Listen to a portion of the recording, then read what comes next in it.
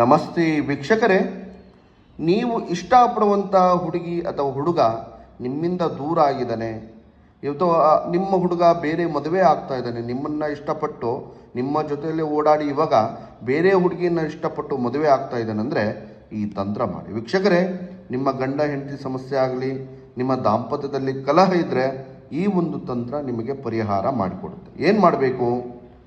ಎಕ್ಕದ ಗಿಡದ 2 ಹೂವನ್ನು ತಗೋಬೇಕು. ವೀಕ್ಷಕರೇ, ಹೂವನ್ನು ತಗೊಂಡು ರಾತ್ರಿ ಮಲಗುವಾಗ ನಿಮ್ಮ ಎಡಗೈಲಿಟ್ಕೊಂಡು ಯಾರು ದೂರ ಆಗಿದ್ದಾರೆ ಅವ್ರನ್ನ ನೆನೆಸ್ಕೊಂಡು ಓಂ ಕ್ಲೀಂ ವಶಂ ವಶಂ ಕುರು ಕುರು ಸ್ವಾಹ ಈ ಮಂತ್ರವನ್ನು 21 ಸಲ ಹೇಳಿ ಆ ಹೂಗಳನ್ನು ಇಟ್ಕೊಂಡು ಮಲಗಬೇಕು.